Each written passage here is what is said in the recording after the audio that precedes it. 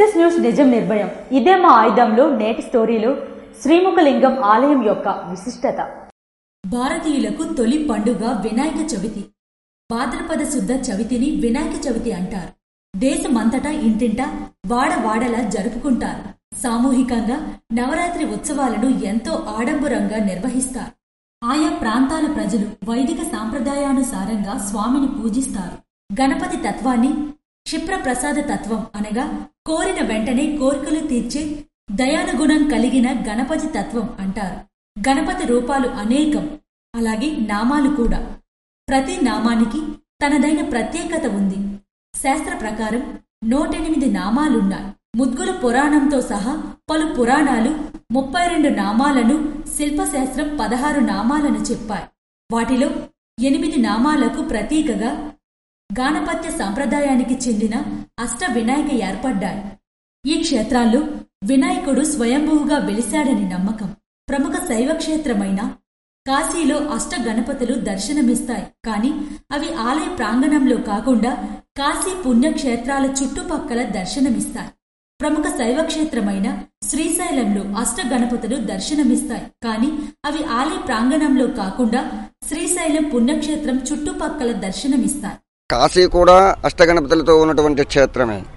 అయితే అక్కడ ఎలాగా క్షేత్రానికి కొంత దూరంలో యనమండుగురు విఘ్నేశ్వరులు కూడా ప్రతిష్ఠ జరిగినట్టు మనకి చరిత్ర చెప్తుంది.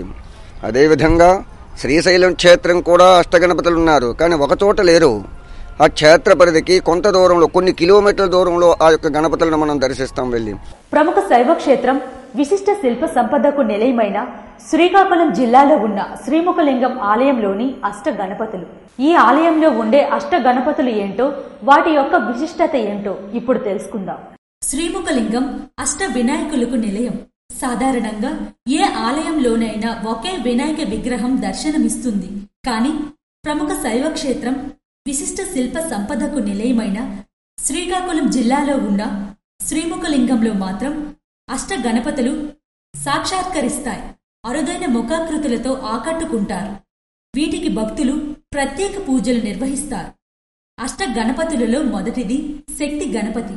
అనారోగ్య సమస్యలు ఉంటే ఈ గణపతిని పూజిస్తారు. ఇంద్రుని ఆలయం తూర్పు దిక్కులో పశ్చిమ ముఖంగా దర్శనమిస్తారు. దక్షిణ భారతదేశంలో కాశీతో సమతుల్య క్షేత్రంగా పేరొందినటువంటి శ్రీముఖలింగ క్షేత్రం. ఇక్కడ స్వామి స్వయంభూ ప్రతిష్ఠించే శివలింగం కాదు. అయితే ఈ క్షేత్రానికి ఒక ప్రాచీనమైనటువంటి ఇక్కడ యనమండుగురు గణపతులతో కూడుకున్నటువంటి శివక్షేత్రం. ఆలయ ప్రాంగణములో ఒకే చోట ప్రదక్షిణలో యనమండుగురు గణపతులు మనకు దర్శనమిస్తారు. అది ఇక్కడ ఉన్నటువంటి ప్రాశస్తత. మొట్టమొదట శాక్తేయ గణపతి. అంటే ఒకప్పుడు ఇది శాక్తేయ మతం. ఇక్కడ శాక్తేయ మతస్థులు వాళ్ళు చేసే ఏ కార్యానికైనా ముందుగుండా గణపతిని పూజించి వారి యొక్క కార్యాలని నెరవేర్చుకునేవాళ్ళు. అందుకు శాక్తేయ మతస్థులతో పూజింపబడే గణపతి కాబట్టి శాక్తేయ గణపతి. రెండవది చింతామణి గణపతి. చింతలు, దుఃఖాలు, ఈతి బాధలు పోగొట్టే స్వామి. దక్షిణ వైపు ఉత్తర ముఖంగా ఉంటారు. ఇక రెండవ గణపతి చింతామణి గణపతి.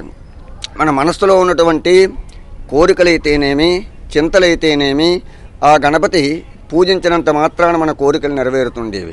మూడవ, నాలుగవది దుండి గణపతులు.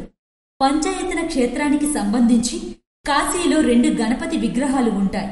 మళ్ళీ శ్రీముఖలింగంలోనే ఈ 2 గణపతులు కనిపిస్తారు. ఈ ఇద్దరు స్వాములను దర్శనం చేసుకుంటే చాలు మనస్సులో కోర్కెలు, మోక్షం సిద్ధిస్తుందని అర్చకులు చెబుతుంటారు. ఉత్తర ముఖం, దక్షిణంలో కొలువిదీరి ఉంటారు.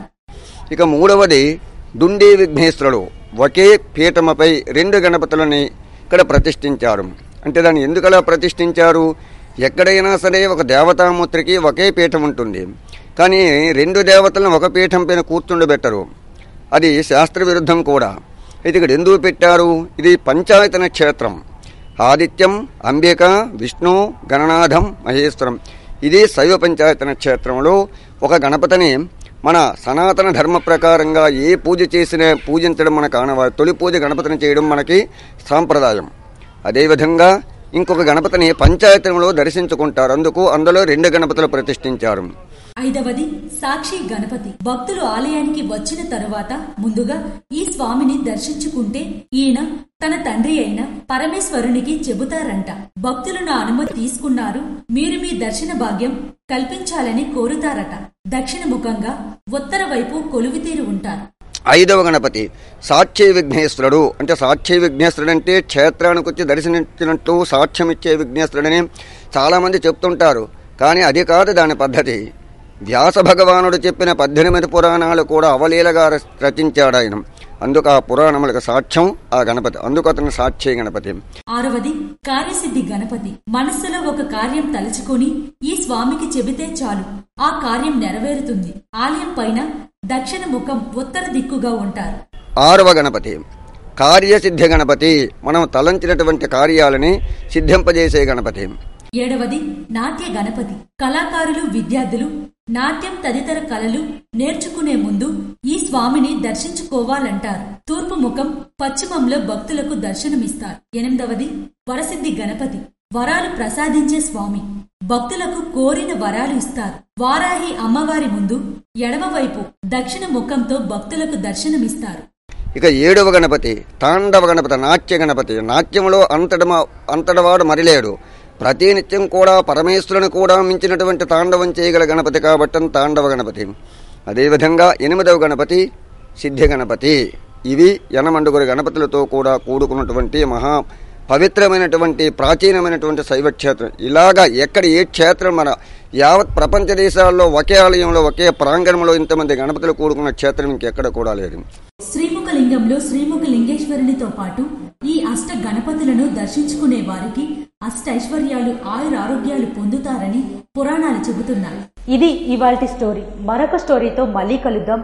అంతవరకు నమస్కారం.